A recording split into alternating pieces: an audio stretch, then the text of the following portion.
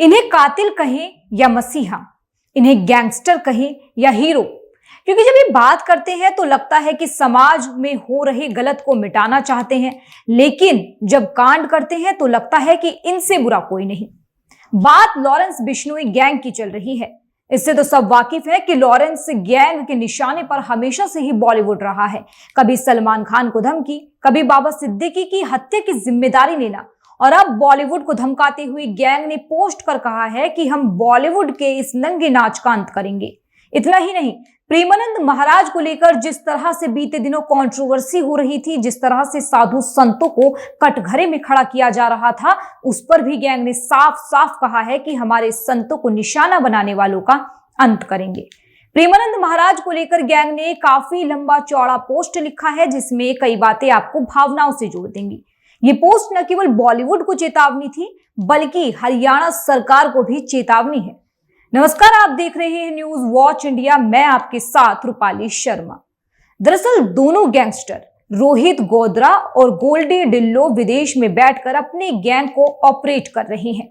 जो post share की गई उसमें प्रेमानंद महाराज को लेकर लिखा है कि भाइयों, ये अभी सोशल मीडिया पर दिख रहा है, पूज्य प्रेमानंद जी महाराज को सनातन धर्म के लिए निशाना बनाया जा रहा है, जिन्होंने अपने दोनों किडनी खराब होने के बाद भी इतने साल संघर्षों पर विराम बंद नहीं किया। समाज के ये चंद लोग उन्हें जान से मारने की धमकी दे रहे हैं, उन्हें बदनाम करने की कोशिश कर रहे हैं। तो ये हमारी खुली चुनौती है। अगर हमारी बहन जो आज स्वर्ग में है और हमारे पूज्य संतों को समय रहते न्याय नहीं मिला, तो हम वो समय लाएंगे जिसकी वो यानी सरकार और प्रशासन और कुछ दर्शक यानी राजनेता कल्पना भी नहीं कर सकते। इस पोस्ट को पढ़कर आपको समझ आ गया होगा कि प्रेमानंद महाराज के सपोर्ट में ये पोस्ट की गई है। अब देखा जाए तो मीडिया में इसे मुद्दा बनाने की पूरी कोशिश हुई थी। ये तो हुई प्रेमानंद महाराज की बात। अब आते हैं बॉलीवुड पर। दोनों ने बॉलीवुड को धमकाते हुए लिखा है और ये नंगा नाच बॉलीवुड में चल रहा है, कोई इसे देख ही नहीं रहा। अगर कदम उठाने ही हैं तो बॉलीवुड के इस नंगे नाच को रोकने के लिए कदम उठाओ। अब हम बॉलीवुड के इस नंगे नाच का अंत करेंगे और हमारी बहन बेटियों का कत्लेआम करने वाले दुष्ट लोगों का अंत करेंगे और हमारे संतों को निशाना बनाने वालों का अंत करेंगे। और ये हमारी सभी बॉलीवुड गायकों, कलाकारों और समाज के कुछ जानवरों के लिए चेतावनी है। अगर कोई किसी भी जाति, धर्म, समाज की मर्यादा भूलकर कुछ पैसों के लिए नशे की हालत में कोई गलत काम करता है तो तैयार रहो, हमारे लिए सभी समाज समान है।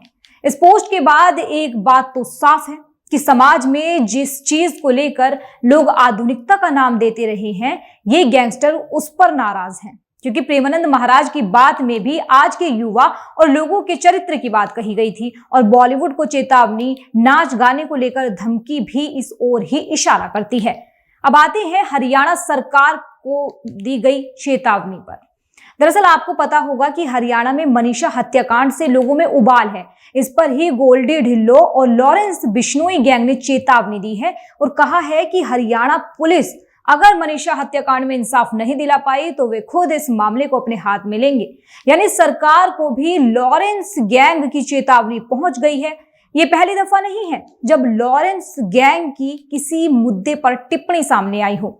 इससे पहले पहलगाम आतंकी हमले के बाद भी लॉरेंस गैंग ने सरगना हाफिज सईद को धमकी दी थी। इन धमकियों को देखते हैं तो लगता है कि ये गैंगस्टर समाज में सुधार चाहते हैं, लेकिन जब सिद्धू मूसेवाला और बाबा सिद्दीकी की हत्या का मामला देखते हैं तो लगता है कि खूंखार अपराधी हैं। आप क्या सोचते हैं इन गैंगस्टरों के बारे में? कमेंट सेक्शन में अपनी राय दीजिएगा।